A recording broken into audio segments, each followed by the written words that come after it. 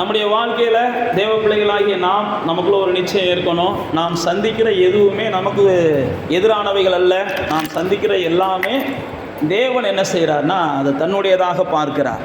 அதனால தான் இங்கே யோசபாத்தை பார்த்து தேவனுடைய மனுஷன் பேசுகிற வார்த்தையை பார்க்குறோம்.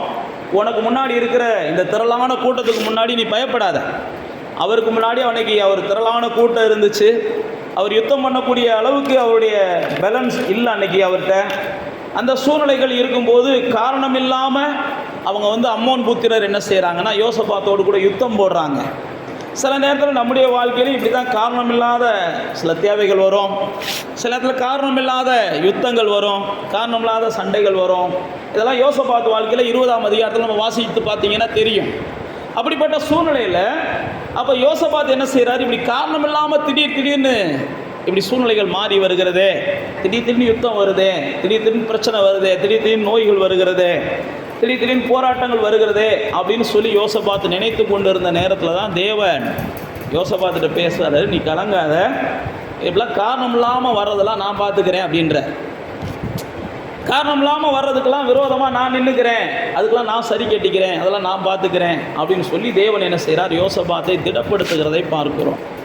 இந்த மாதத்திலையும் கூட தேவ பிள்ளைகளாகிய உங்களோடும் கூட தேவன் அதை தான் சொல்லுகிறார். காரணம் இல்லாமல் எதுக்கெடுத்தாலும் என்ன செய்யுது, ஏதோ ஒரு காரியம் என்னை துன்பப்படுத்துது. ஆனால் விசாரித்து பார்த்தா எந்த காரணமும் இல்லை. கடைசியில் பார்த்தா ஏதோ வகையில் பொய்யான காரியங்களை சொல்லி என்னை என்ன செய்கிறாங்க, ஏதோ ஒரு வகையில் துக்கப்படுத்துகிறாங்க அப்படின்னு நீங்கள் உணர்ந்தீங்கன்னா ஆவியானவர் உங்கள்கிட்ட தான் பேசுகிறார். நீங்கள் என்ன செய்யுங்க, இதெல்லாம் கர்த்தர் பார்த்துக்குருவார்.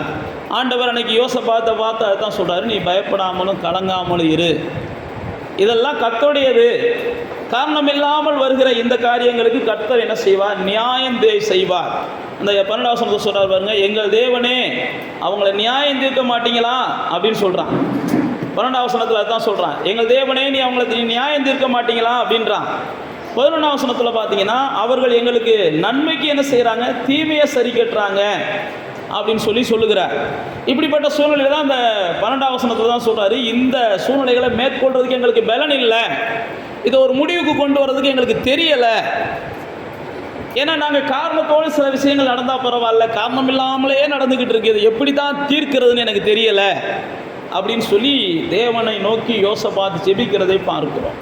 அப்போ தேவ பிள்ளைகளாகிய நானும் நீங்களும் சில நேரத்தில் காரணம் இல்லாமல் ஏற்படுகிற எல்லா சஞ்சலங்களையும் கர்த்தருக்கு என்ன செய்யணும், தெரியப்படுத்தணும். ஆண்டவரே காரணம் இல்லாமல் வாழ்க்கையில் இது நேரிடுகிறது, காரணம் இல்லாமல் அது நேரிடுகிறது, ஆனால் வேதம் சொல்கிறது அப்படிப்பட்டவைகளெல்லாம் நீங்கள் கர்த்தருக்கு தெரியப்படுத்தினீங்கன்னா கர்த்தர் என்ன செய்கிறார்னா அதெல்லாம் லகுவாக நீங்குவதற்கு உதவி செய்கிறார். ரொம்ப எளிமையாக நீங்கிறதுக்கு உதவி செய்கிறார். இப்போ இந்த யோசபாத்தை பார்த்து ஆண்டவர் சொல்லுகிற ஆலோசனையை பாருங்க, அது காரணம் இல்லாமல் வந்துருச்சு, இப்படி காரணம் இல்லாமல் வந்ததுனால நீ ஒன்றும் கலங்காதப்பா, அதை நான் பார்த்துக்கிறேன்னு சொல்லிட்டு தான் அந்த நாம வாசித்த அந்த 15ஆம் வசனத்தில் சொல்கிறாரு, இது கர்த்தருடையதுன்றாரு. 30ஆம் வசனத்தில் சொல்லும்போது சொல்கிறாரு, நீங்கள் போங்கப்பா, நீங்கள் கர்த்தரை நம்புங்க, அவருடைய வார்த்தைகளை என்ன செய்யுங்க, நம்புங்க, அப்போ தான் உங்களுக்கு வெற்றி கிடைக்கும் அப்படின்னு சொல்லிட்டு நீங்கள் போய் கர்த்தரை துதிக்க ஆரம்பிங்க அப்படின்னு சொல்கிறார். 21ஆம் வசனத்தில் அழகாக சொல்லுது, அவர் கிருபை என்றும் உள்ளது என்று கர்த்தரை பாடவும், அவங்களை என்ன செய்யுங்க, பாடகரை நிறுத்துங்க.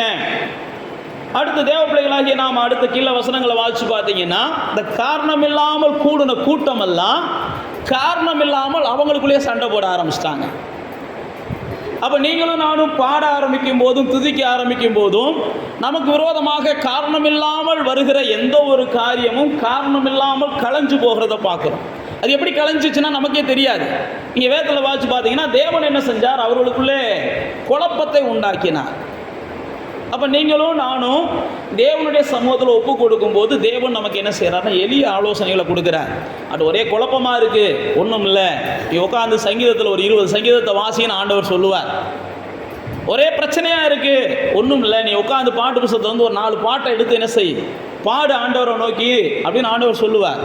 ஒருவேளை அந்த நேரம் நமக்கு அது என்ன செய்யலாம், ஒரு புத்தியனமாக கூட தோணலாம், என்ன பிரச்சனை இப்படி ஓடிக்கிட்டு இருக்கு, இப்படி பேசிக்கிட்டு இருக்காரு அப்படின்ட்டு. நீங்கள் அப்படி செஞ்சு பார்த்தீங்கன்னா உங்களோடு போராடினவங்களுக்கு வேற ஒரு பிரச்சனையை ஆண்டவர் டைவர்ட் பண்ணுகிறத நீங்கள் பார்ப்பீங்க. வேற ஒரு பாதை அவங்களுக்கு நெருக்கம் வந்துடும், உங்களோடு போராடினதை அவங்க விட்டுருவாங்க, திடீர்னு வழி கூட விழுந்துருவாங்க, எது வேணாலும் நடக்கும். திடீர்னு பார்த்தீங்கன்னா அவங்க கையில் கத்தியை வச்சு ஏதோ வெட்டிக்கு இருக்கும்போது வெட்டிக்கிடுவாங்க, எது நடக்கும்லாம் நமக்கு தெரியாது. ஆனால் ஆண்டவருடைய நோக்கம் என்னென்னா, நீங்கள் ஆண்டவரை துதிக்க ஆரம்பிச்சிட்டீங்க, ஆண்டவரை பாட ஆரம்பிச்சிட்டீங்க, ஆண்டவர் சொன்ன வார்த்தையை கேட்க ஆரம்பிச்சிட்டீங்க, உங்களோடு போராடுறவங்கள, யுத்தம் பண்ணுறவங்கள டைவர்ட் பண்ணிடுறாரு. குழப்பத்தை ஏற்படுத்தி பிரச்சனைகளை வேறு லெவலுக்கு கொண்டு போயிறார். வேறு பக்கம் இருந்து திடீர்னு ஒரு ஃபோன் வரும், உங்கள் ஆஃபீஸில் இந்த பிரச்சனைன்னு வரலாம், திடீர்னு ஒரு ஃபோன் வரும், இல்லை அவங்க சகோதர வீட்டில் பிரச்சனைன்னு வரலாம், சகோதரி வீட்டில் பிரச்சனை, ஏதோ ஒன்று நடக்கும். ஆக மொத்தம் நம்ம செய்ய வேண்டியது என்னென்னா, யுத்தம் பண்ணக்கூடாது. ஆண்டவருடைய வார்த்தை என்ன சொல்கிறது? தேவ பிள்ளைகள் யுத்தம் பண்ணுகிறத தேவன் என்ன செய்யறதில்ல, விரும்புகிறதில்ல. நீங்கள் யாத்ராமத்தின் புஸ்தகத்துக்கு வந்தீங்கன்னா தேவன் என்ன செய்கிறார்னா, யாத்ராமத்தின் புஸ்தகத்தில் இஸ்ரவேலரை விடுதலையாக்குறார். இஸ்ரவேலரை விடுதலையாக்கி 12ஆம் அதிகாரத்தில் ஆண்டவர் விடுதலையாக்குகிறார். 13ஆம் அதிகாரத்தில் வந்தீங்கன்னா அவங்க யுத்தத்தை பார்த்துட்டு என்ன செஞ்சிடக்கூடாது, மனமடிவாயிடக்கூடாது அப்படின்னு சொல்லி தேவன் அவர்களை என்ன செய்கிறார், யுத்தம் இல்லாத பாதையில் நடத்த விரும்புகிறார். இந்த ஜனங்கள் யுத்தத்தை பார்த்து மனமடிவாயிடக்கூடாது அப்படின்னு சொல்லி யுத்தம் இல்லாத பாதையில் கர்த்தர் நடத்த விரும்புகிறார். அப்போ தேவ பிள்ளைகளாகிய நானும் நீங்களும் நல்லா தெரிஞ்சுக்கிறணும், தேவன் நம்ம எப்பயுமே என்ன செய்கிறாருன்னா சமாதானத்தின் பாதையில் நம்மளை நடத்த விரும்புகிறார். நம்மளை சண்டை இல்லாத ஒரு பாதையில் நடத்த விரும்புகிறார். இஸ்ரவேலை பாருங்க, அவங்க மீட்கப்பட்ட ஜனம் சண்டை பண்ணக்கூடாது. அதுதான் கர்த்தருடைய திட்டம். மீட்கப்பட்ட ஜனம் சண்டை பண்ணக்கூடாது. அது முடிஞ்ச அளவுக்கு என்ன செய்யணும், சகிச்சுக்கிட்டு போயிடணும். அதுதான் நான் உங்களுக்கு சொன்னேன், நீங்கள் சண்டை பண்ணாமல் அதுக்கு பதிலாக தேவனை நோக்கி துதிக்க ஆரம்பிச்சிட்டிங்கன்னா கர்த்தர் நியாயம் செய்வார். கர்த்தர் நம்ம நியாயாதிபதி அவர். அதனால தான் வேதம் சொல்லும்போது யோசபாத்தில் சொல்கிறார், நீ என்ன செய்ய, யுத்தம் பண்ணாத, நீ ஆண்டவரை நோக்கி பார்த்து துதி. நீ ஆண்டவரை நோக்கி பார்த்து கர்த்தர் நல்லவர்னு துதிக்க ஆரம்பி. யாரெல்லாம் உனக்கு விரோதமாக கூடினாங்களோ அவங்களுக்குள்ளே ஒரு கலகம் வரும், அவங்களுக்குள்ளே ஒரு குழப்பம் வரும். அப்போ இந்த மாதத்தில் தேவனுடைய ஆவியானவர் உங்கள்கிட்ட பேசுகிற வார்த்தை இதுதான். உங்களுக்கு காரணமில்லாமல் வருகிற பிரச்சனைகளையும், காரணமில்லாமல் வருகிற போராட்டங்களையும், காரணமில்லாமல் வருகிற சண்டைகளையும் நீங்கள் முடிவுக்கு கொண்டு வரணும் அப்படின்னா கர்த்தருடைய சமூகத்தை கண்டிப்பாக என்ன செய்யணும், நாடியே ஆகணும். அதை தான் ஆவியானவர் சொல்கிறார். கர்த்தருடைய சமூகத்தில் தான் யோசபாத் நாடுனா, அதனுடைய முடிவு தான் கர்த்தர் என்ன செஞ்சார், ஆச்சரியமான முடிவை கொடுத்தார். சண்டை இல்லாமலே இவங்களுக்கு தேவையான வெற்றியை தேவன் கொடுத்ததை பார்க்கிறோம். அப்போ யோசபாத்தினுடைய வாழ்க்கையில் செய்த அதே ஆண்டவர் தான் நம்மளை பார்த்தும் சொல்லுகிறார், நீங்களும் நானும் யுத்தம் இல்லாமல் வாழ்வதற்கு தான் அவர் வழிகாட்ட விரும்புகிறார். அவர் நம்முடைய யுத்தத்தை எல்லாம் பார்த்தீங்கன்னா பல இடங்கள் என்ன செய்கிறார், உங்களுடையதல்ல என்னுடையது, நீங்கள் சும்மா இருங்க அப்படின்னு தான் ஆண்டவர் நமக்கு சொல்லியிருக்கிறார். இந்த யோசபாத்து பார்த்தீங்கன்னா இவருடைய யுத்தம் இல்லாமல் வாழ்ந்ததுனால, தேவன் யுத்தத்தை கொடுக்காமல் இருந்ததுனால, நீங்கள் 18ஆம் அதிகாரத்தில் பார்த்தீங்கன்னா தேவையற்றவங்களோட சேர்ந்து இவர் என்ன செய்கிறார், அவங்க யுத்தத்தை போய் இவர் எடுத்துக்கிறார். நீங்கள் 18ஆம் அதிகாரத்தை வாசித்து பார்த்தீங்கன்னா தேவன் யுத்தம் இல்லாமல் நடத்துகிறார். யுத்தம் இல்லாமல் நடத்தின உடனே யோசபாத்துக்கு ஆகாப் என்கிற ஒரு தீய நண்பனோடு பழக்கம் உண்டாகிறது, சம்பந்தம் எடுக்கிறாங்க. இப்போ அவங்க பிரச்சனையை இவங்க எடுக்க ஆரம்பிக்கிறாங்க. தேவ பிள்ளைகளாகிய நாம் யாருடைய பிரச்சனையும் நம்முடைய பிரச்சனையை என்ன செய்யக்கூடாது, எடுக்கக்கூடாது. அதுவும் குறிப்பாக பாவிகளுடைய பிரச்சனைகளை நம்முடைய பிரச்சனைகளை என்ன செய்யக்கூடாது, கையில் எடுக்கக்கூடாது. ஆகாப்புடைய பிரச்சனையை யோசபாத் கையில் எடுத்தார். ஆகாப்புடைய பிரச்சனை யோசபாத் கையில் எடுத்ததுனால நீங்கள் வேதத்தில் பார்த்தீங்கன்னா யோசபாத்துடைய உயிருக்கே ஆபத்து வந்துருச்சு. யோசபாத்துடைய உயிருக்கே ஆபத்து வந்த உடனே யோசபாத் என்ன செஞ்சார், தேவனை நோக்கி கூப்பிட ஆரம்பித்தார். நான் சொல்லுகிற அந்த 18ஆம் அதிகாரத்தில் யோசபாத் தேவனை நோக்கி கூப்பிட ஆரம்பித்தார். ஐயோ அப்படின்னு சொல்லி 31ஆம் வசனத்தில் போட்டிருக்கு. எல்லாரும் அவனை சூழ்ந்துக்கிட்டாங்க. யோசபாத் கூக்குரல் இட்டான். கர்த்தர் அவனுக்கு அனுசரியாக இருந்தார். அவர்கள் அவனை விட்டு விலகும்படி தேவன் செஞ்சார் அப்படின்னு பைபிளில் போட்டிருக்குது. அப்போ கர்த்தர் என்ன செய்கிறாருன்னா, நம்ம சண்டை இல்லாமல் வாழணும். நம்ம சண்டை இல்லாமல் வாழ ஆரம்பித்த உடனே நம்ம சாதிச்சிட்டோம்னு நினச்சி அடுத்தவங்க சண்டைகளை போய் நம்ம தீர்க்க போயிடுறோம். அந்த தீர்க்க போகும்போது தான் நமக்கு இன்னும் புது சண்டைகளை நாம் என்ன செய்கிறோம், சம்பாதிக்கிறோம். தேவ பிள்ளைகளாகிய நானும் நீங்களும் யாருடைய சண்டையையும் தீர்க்கிறதற்கு என்ன செய்யக்கூடாது, முயற்சியெல்லாம் பண்ணக்கூடாது. அப்படிப்பட்ட சூழ்நிலையில் ஜோம் பண்ணுவோம்னு சொல்லி நம்ம கடந்து போயிடணும். குறிப்பாக கர்த்தரை அறியாத ஜனங்களுடைய சண்டைகளில் போய் நீங்கள் சிக்கக்கூடாது. தனக்கு அடுத்த காரியங்களில் சிக்கிறத குறித்து பைபிளில் போட்டிருக்கு. அவங்க நாயின் வாழை பிடிக்கிறதுக்கு சமம்னு போட்டிருக்கு. நீ யாருக்கும் போய் என்ன செய்யாத, உடன்படாத, யாருக்கும் போய் என்ன செய்யாத, வாக்கு கொடுக்காத, யாருடைய காரியத்திலும் ஜாமீன் போடாத. ஏன் அப்படின்னா, நான் மறுபடியும் சொல்லுகிறேன், தேவ பிள்ளைகளாகிய நமக்கு அது அழகு கிடையாது. தேவ பிள்ளைகளாகிய நாம் என்ன செய்ய வேண்டியிருக்குன்னா, இந்த யோசபாத் அப்படியெல்லாம் செஞ்சதுனால கர்த்தர் என்ன செஞ்சார், அவனுக்கு ஒரு பெரிய பாடத்தை கற்பிச்சார். அதுக்கப்புறம் பார்த்தீங்கன்னா நீங்கள் 19ஆம் வசனத்தில் பார்த்தீங்கன்னா ஒரு 19ஆம் அதிகாரம் 2ஆம் வசனத்தில் ஒரு தீர்க்கதரிசி அனுப்புகிறாரு.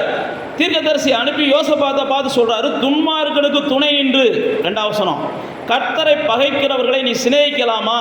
இதனால தான் கடும் கோபம் மேலே வர இருந்துச்சு. ஆனாலும் நீ செஞ்ச சில நன்மைகளை வச்சு கர்த்தர் என்ன செஞ்சிட்டாரு, உன்னை காப்பாற்றிட்டாருப்பா அப்படின்னு சொல்லி யோசபாத்தை பார்த்து சொல்லுகிறார்.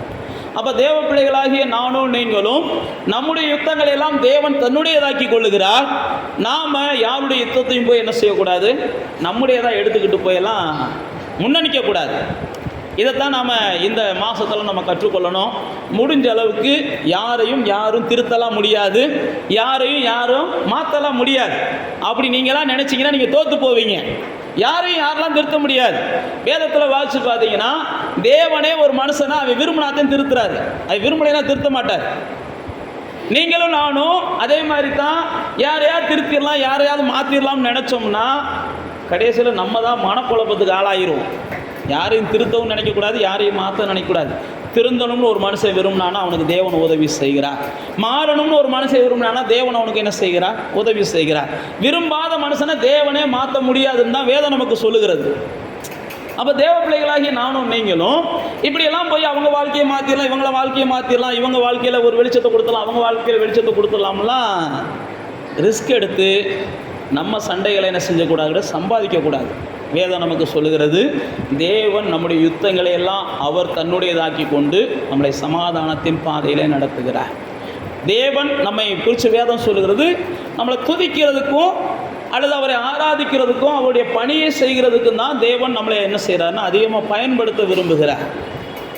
மற்றபடி தேவன் நம்மளை கொண்டு போய் என்ன செய்கிறதில்ல. நீங்கள் மோசையை பார்த்தீங்கன்னா அவனுடைய சகோதரர்கள் 2 பேர் சண்டை போடுவாங்க. சகோதரர்கள் 2 பேர் சண்டை போட்ட உடனே மோசே போய் தலையிடுவார். தலையிட்ட உடனே அந்த ஜனங்கள் கேட்பாங்க, எங்கள் மேலே உங்களை யாரா தலைவராக வச்சதுன்னு கேட்பாங்க. உடனே மோசே என்ன செஞ்சிருவார், என்னடா நீங்களே இப்படி பேசுகிறீங்களே அப்படின்னே, அவனை கொன்னது மாதிரி என்னை கொன்ன போறியா? ஏன்னா இப்படி தலையிட்டதுனால ஒரு கொலைக்கு ஆளாயிடுறாரு மோசே. சில நேரத்தில் அடுத்தவங்க விஷயத்தில் சமாதானப்படுத்த போகிறோம்னு சொல்லிட்டு நீங்கள் இறங்குனீங்கன்னா கடைசியில் விளைவுகள் எப்படி வேணாலும் வரும். அதனால தான் வேதம் சொல்லுகிறது, அடுத்தவங்க சண்டையெல்லாம் போய் என்ன செய்யாதீங்க, அதிகமாக தலையிடாதீங்க. இயேசுநாதர்கிட்டே சொத்து பிரச்சனையை கொண்டு வர்றாங்க. உடனே இயேசு என்ன செஞ்சுறாரு, அந்த சொத்து பிரச்சனையை தீர்க்கிறதுக்கு நான் யார் அப்படின்னு சொல்லி ஒதுங்கிட்டு தான் போயிடுறாரு. அதனால் பிரச்சனைகள் எல்லாம் நீங்கள் காதில் வாங்கிட்டு ஜோம் பண்ணுவோம்னு ஒரே வார்த்தையில் முடிச்சிருங்க. யாருக்கும் நீங்கள் எந்த ஒரு புத்திமதியும் சொல்லியெல்லாம் இன்றைக்கி உலகத்தில் யாரையும் மாற்ற முடியாது. மாற்றணும், திருந்திடுவாங்க அப்படின்னு நீங்கள் முயற்சி பண்ணி போராடினீங்கன்னா அதனுடைய விளைவு உங்களுக்கு ரொம்ப கசப்பை கொடுக்கும். அதனால் இந்த புது மாதத்தில் தேவனுடைய ஆவியானவர் உங்களுக்கு சொல்லுகிற ஆலோசனை, உங்களுடைய பிரச்சனைகளை எல்லாம் கர்த்தருக்கு நீங்கள் தெரியப்படுத்திட்டு கர்த்தருடைய சமூகத்தில் காத்துருங்க. கர்த்தர் என்ன சொல்கிறாரோ அதை செய்யுங்க. உங்களை பாட சொன்னார்னா பாடுங்க, அல்லது துதிக்க சொன்னார்னா துதிங்க, பைபிள் வாசிக்க சொன்னார்னா வாசிங்க. இல்லை இன்னைக்கு உபவாசம் இருங்கன்னு சொன்னார்னா உபவாசம் இருங்க. இல்லை இந்த பிரச்சனைக்கு ஒரே குழப்பமாக இருக்குது, இன்னைக்கு நைட்டில் கொஞ்சம் நேரம் என்ன செய்யணும், ஜோம் பண்ணணும் அப்படின்னு நினைக்கிறேன் அப்படின்னா ஜோம் பண்ணுங்க. கர்த்தர் என்ன சொல்கிறாரோ அதை செய்யுங்க. அதுதான் யோசபாத்தை பார்த்து சொல்கிறாங்க, கர்த்தர் சொல்கிறத செஞ்சீங்கன்னா உங்கள் காரியம் சித்திக்கும், உங்கள் காரியம் வாய்க்கும் அப்படின்னு அந்த வேதம் நமக்கு சொல்லுகிறது. அப்போ தேவ பிள்ளைகளாகிய நானும் நீங்களும் நம்முடைய காரியங்களில் எப்பயுமே என்ன செய்யணும், சண்டை போடுவதை முடிஞ்ச அளவுக்கு தவிர்க்கணும். சமாதானத்தை முடிஞ்ச அளவுக்கு விரும்பணும். ஒரு வகையில் நான் சொல்லணும் அப்படின்னா நம்முடைய குடும்பங்களில் வருகிற சண்டைகளை கூட நம்ம தவிர்க்கணும். நம்மளை குடும்பங்களை சுற்றிலும் பக்கத்து வீட்டுக்காரங்க எதிர்த்த வீட்டுக்காரங்க மூலமாக வருகிற சண்டைகளை கூட நம்ம என்ன செஞ்சுக்கிறோம், முடிஞ்ச அளவுக்கு பொறுத்து போயிடணும். நான் மறுபடியும் சொல்லுகிறேன், நாம் செய்கிற எல்லாத்துக்கும் தேவன் நீதி செய்வார். தேவன் சும்மா இருக்க மாட்டார். தேவன் அவங்கவுங்க செய்கிறதுக்குரிய கிரியைக்குரிய பலனை அவங்கவுங்களுக்கு தருவார்.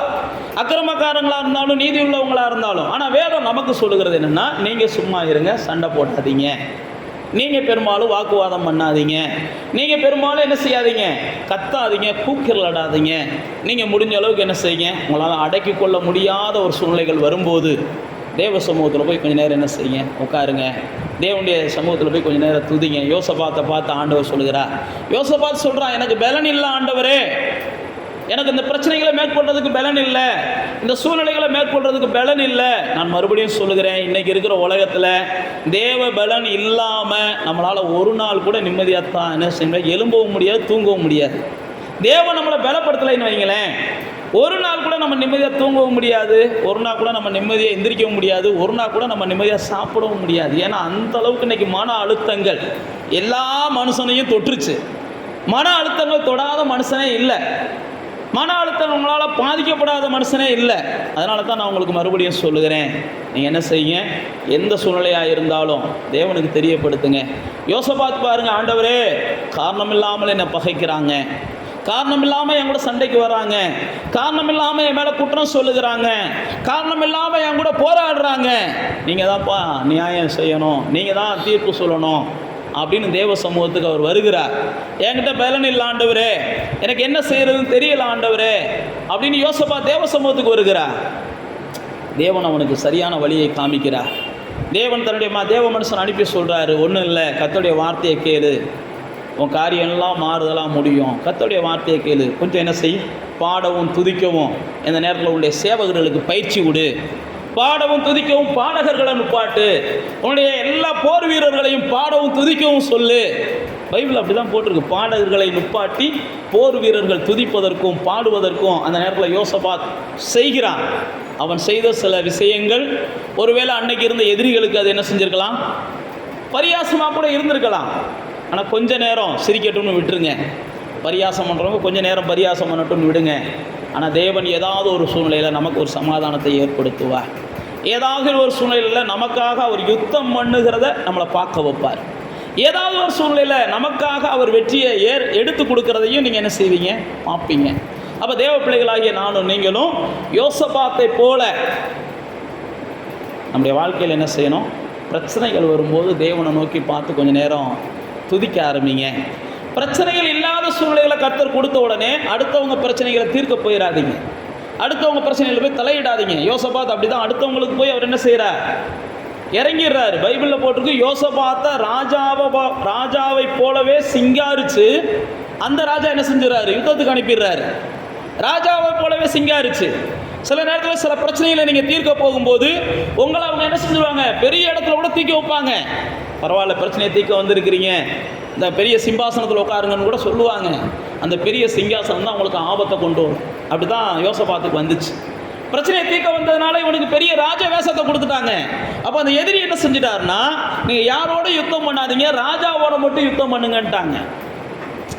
அப்போ பார்த்தா யோசபாத்துக்கு பெரிய உயிர் பயம் வந்துருச்சு. உயிர் பயம் வந்த உடனே தான் யோசபாத், ஆண்டவரே இதை காப்பாற்றுப்பான்றான். உடனே ஆண்டவர் அவன் நல்லவனாக இருந்ததுனால 19ஆம் வசனத்தில் போட்டிருக்கோம், 19ஆம் அதிகாரத்தில் உத்தமனுக்கு கர்த்தர் என்ன செய்கிறார், துணையாக இருக்கிறான்னு சொல்லி 19ஆம் அதிகாரம் அதை முடிக்கும்போது அங்கே முடிச்சிருப்பார் பாருங்க, நீங்கள் திடமனதாக இருந்து காரியங்களை நடத்துங்க, உத்தமனுக்கு கர்த்தர் துணை அப்படின்னு சொல்லி அங்கே போட்டிருக்கு. உத்தமனுக்கு கர்த்தர் துணை. அவன் உத்தமனாக இருந்ததுனால, அவன் தெரியாமல் செஞ்சதுனால கர்த்தர் அவனுக்கு இரக்கம் செஞ்சார். அப்போ நீங்களும் நான் தான் சொன்ன பாருங்க, சில பிரச்சனைகளை தீர்க்க போகும்போது, சில காரியங்களை தீர்க்க போகும்போது நமக்கு அவங்க நிறைய கனத்தை கொடுத்துருவாங்க, நிறையா புகழ்ச்சியை கொடுத்துருவாங்க, நிறையா நம்மளை தூக்கி வச்சு என்ன செஞ்சுருவாங்க, பெருமைப்படுத்த ஆரம்பிச்சிருவாங்க. உடனே நாம் என்ன செஞ்சிடக்கூடாது, பெரிய ஆள் நினச்சிடக்கூடாது. அப்படி நினச்சா ஏரோதுவை குறித்து பைபிளில் போட்டிருக்கு, அவன் தேவதூதனை போல அவன் இருந்தான்னு சொல்லி மக்கள்லாம் புகழ்ந்தாங்களாம். அவனுடைய வார்த்தைகள் எல்லாம் தேவனை போல இருக்குன்னு சொல்லி மக்கள்லாம் புகழ்ந்தாங்களாம். பைபிளில் போட்டிருக்கு, அவன் தேவனை புகழாமல் இருமாப்பு கொண்டதுனால கர்த்தருடைய தூதன் அவனை அடித்தார்னே போட்டிருக்கு. அப்போ தேவ பிள்ளைகளாகிய நானும் நீங்களும் மற்றவங்க நம்மளை கனம் பண்ணுறாங்கன்றதுக்காக அடுத்தவங்க காரியத்தை நம்ம என்ன செய்யக்கூடாது, தன்னுடைய காரியமாக எடுக்கக்கூடாது. அது நான் சொன்ன பாருங்க, இந்த பையன் மாறிடுவான், இந்த ஒரு டைம் மட்டும் இவனுக்கு வாய்ப்பு கொடுங்க, அதுக்கு நான் கேரண்டி. இந்த பொண்ணு மாறிடுவாங்க, ஒரு டைம் மட்டும் கேரண்டி கொடுங்க, அதுக்கு நான் வாய்ப்பு கொடுங்க, நான் கேரண்டி. அப்படின்லாம் யாருக்காகவும் நீங்கள் என்ன செஞ்சிடக்கூடாது, எந்த விஷயத்திலையும் தலையிட்டக்கூடாது. அது வருஷமெல்லாம் நீங்கள் வருத்தப்படுவதற்கு அது என்ன செய்யும், வாசலை ஏற்படுத்தும். நீங்கள் வருத்தப்படுவதற்கு ஏன் நான் உங்களுக்கு சொல்லுகிறேன்னா, நீங்கள் வருத்தப்படக்கூடாது, வருத்தமில்லாத பாதையில் போகணுன்றதுக்காகத்தான் கர்த்தர் உங்களை என்ன செய்கிறார், வழிகாட்டுறார். நான் மறுபடியும் அதான் சொல்கிறேன், நீங்களாம் விரும்பி சில வருத்தங்களை தேடி போனீங்கன்னா கர்த்தர் தடுக்க போகிறதில்ல. கர்த்தர் எச்சரிப்பார், வேண்டாம் வேண்டான்னு அன்றைக்கி பிழையாமல் எச்சரித்தது போல்.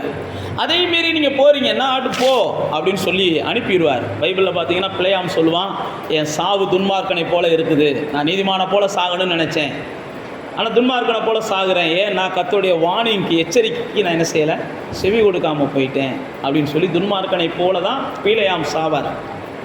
பிழையாமுடைய வார்த்தை தேவதூதனுடைய வார்த்தையை போல. அவன் சபிச்சா ஒருத்தன் சாபம் வரும், ஒருத்தனை ஆசீர்வதிச்சா அவன் மேலே ஆசீர்வாதம் வரும். அவ்வளோ உயர்ந்த இடத்துல இருந்தவன் மோவாப் வந்து என்னுடைய பஞ்சாயத்துக்கு நீ வாப்பான்னு கூப்பிட்றாரு. உடனே இவன் போகிறான், பெரிய ஆள் தானே, உன்னை நான் கனம் பண்ணுவேன்னு தான் கூப்பிட்றாரு. நம்மளை கனம் பண்ணுவேன்னு சொன்னாலே நம்ம கண்ணு குருடா போகுது. பைபிள் அப்படி தான் போட்டிருக்கு, பரிதானம் கண்களை என்ன செஞ்சிடும், குருடாக்கிறோம். அதனால் தேவ பிள்ளைகளாகிய நம்மை தேவன் சமாதானத்தோடு வாழ விரும்புகிறார். அடுத்தவங்களுக்கு சமாதானத்தை நாம் ஏற்படுத்தக்கூடாது, தேவன் ஏற்படுத்தட்டும்னு சொல்லி நம்ம என்ன செய்யணும், ஜெபம் பண்ணணும். நான் உங்களுக்கு சமாதானத்தை ஏற்படுத்துகிறேன், என் பேச்சை கேளுங்க, என் பேச்சை கேளுங்கலாம் நம்ம என்ன செய்யக்கூடாது, முயற்சி பண்ணக்கூடாது. கர்த்தர் சமாதானத்தை ஏற்படுத்துவார். அவர்கிட்ட ஜெபம் பண்ணுங்க, கர்த்தருடைய சமூகத்துக்கு போங்க, கர்த்தருடைய ஆலயத்துக்கு போங்க, கர்த்தருடைய வேதத்தை வாசிங்க. இப்படி தான் கர்த்தரையும் அவங்களையும் கனெக்ட் பண்ணுறதுல தான் நம்ம விரும்பணும். அதனால் தேவ பிள்ளைகளாகி நாம் இந்த மாதத்தில் ஒரு நல்ல தீர்மானத்தோடு பிரவேசிப்போம். கர்த்தர் நமக்காக யுத்தம் செய்து நமக்கு லகுவான பாதையில், சமாதானத்தின் பாதையில் நம்ம நடத்துவார். நானும் நீங்களும் அடுத்தவங்களுக்கு சமாதானத்தை உண்டாக்குகிறோம்னு சொல்லிட்டு தேவையில்லாத வேதனைகளில் போய் சிக்கிக்கொள்ளாமல் கவனமாக இருந்து கொள்ள கர்த்தர் நமக்கு உதவி செய்வாராக. அப்படியே கண்களை மூடி தேவனை நோக்கி பாருங்கள். ஆண்டவரே, இந்த புதிய மாதத்தில் அன்னைக்கு யோசபாத்தை பார்த்து தேவனுடைய வார்த்தை வந்ததை போல, யுத்தம் தேவனுடையது, நீங்கள் சும்மா இருங்க, இது தேவனுடையது, உங்கள் பிரச்சனைகள்லாம் தேவனுடையது, உங்களுடைய தேவைகள்லாம் தேவனுடையது, உங்களுக்கு முன்னாடி இருக்கிற எல்லா பயத்தையும் தேவன் மாற்றுகிறார், உங்களுடைய எல்லா பலவீனங்களிலிருந்தும் தேவன் விடுதலை தருகிறார், உங்களுடைய எல்லா போராட்டங்களிலிருந்தும் தேவன் விடுதலை தரார். நீங்கள் தேவனை நோக்கி பாருங்கள், என்னுடைய பலத்துக்கு மிஞ்சினது வந்திருக்குப்பா, என்னால் தாங்க முடியலை, என்னால் சமாளிக்க முடியலை, என்னால் போராட முடியலை, எனக்கு என்ன செய்கிறதுன்னு தெரியலை அப்படின்னு நீங்கள் நின்று பாருங்கள். தேவன் ஏதோ ஒன்றை செய்வார். அவர் என்ன செய்வார்னு நமக்கெல்லாம் தெரியாது, ஆனால் அவர் செய்கிறது உங்களுடைய சந்தோஷத்துக்கு ஏதுவானதாக இருக்கும். அவர் செய்கிறது உங்களுடைய சமாதானத்துக்கு ஏதுவாக இருக்கும். அவர் செய்கிறது உங்களுடைய யுத்தத்தை முடிவுக்கு கொண்டு வருகிறதா இருக்கும். அவர் செய்கிறது உங்களுக்கு ஒரு யுத்தமில்லாத உலகத்தை உருவாக்குகிறதா இருக்கும். நீங்கள் யுத்தத்தை பார்த்து மனமடிவாயிடக்கூடாதுன்றதுக்காகவே உங்களை யுத்தமில்லாத பாதையில் நடத்த விரும்புகிற தேவன்.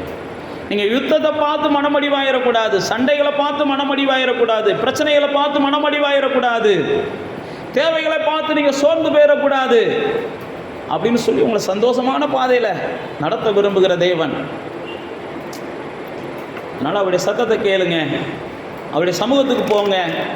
எந்த பிரச்சனையாக இருந்தாலும், எந்த போராட்டமாக இருந்தாலும், உங்களுடைய பலத்துக்கு மிஞ்சின எந்த ஒரு காரியமாக இருந்தாலும், அநியாயமாக நீங்கள் துன்பப்படுத்தப்பட்டாலும், காரணம் இல்லாமல் உங்களை பகைச்சாலும், காரணம் இல்லாமல் உங்களோட போராடினாலும் தேவ சமூகத்துக்கு போங்க. காரியங்கள் எல்லாம் மாறுதலாக முடிகிறதா பார்ப்பீங்க. நீங்கள் தேவ சமூகத்துக்கு போங்க, யாரோட யுத்தம் பண்ணாதீங்க. தேவ பிள்ளைகளுக்காக தேவன் யுத்தம் பண்ணுவார். தேவ பிள்ளைகளுக்காக தேவன் தம்முடைய தூதர்களை அனுப்பி யுத்தம் பண்ணுவார். வேதத்தில் பல இடங்களில் நீங்கள் வாசிக்கலாம், வானத்திலிருந்து தேவன் என்ன செஞ்சார், எதிரிகளை கலங்கடித்தார்லாம் பல இடங்களில் போட்டிருக்குது. தேவன் வானத்திலிருந்து தூதனை அனுப்பி ஒரே நாளில் பல லட்சம் தூதர்களை கொன்னார்லாம் வேதத்தில் போட்டிருக்குது.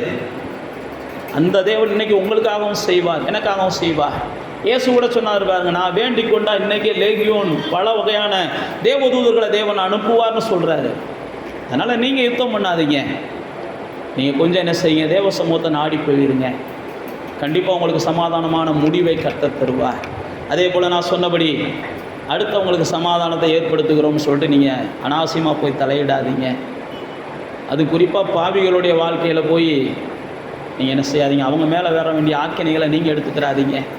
அவங்க மேலே வர வேண்டியிருக்க தேவ கோபத்தை நீங்கள் எடுத்துக்கிறாதீங்க. யோசபாத் வாழ்க்கையில் இது ரெண்டையுமே பார்க்குறோம். இந்த மாதத்தில் கவனமாக செயல்படுங்க, சந்தோஷமாக இருங்க. எல்லா யுத்தம் வரும்போதெல்லாம் தேவனை தேடுங்க. பிரச்சனை வரும்போதெல்லாம் தேவனை தேடுங்க. சண்டை வரும்போதெல்லாம் தேவனை தேடுங்க.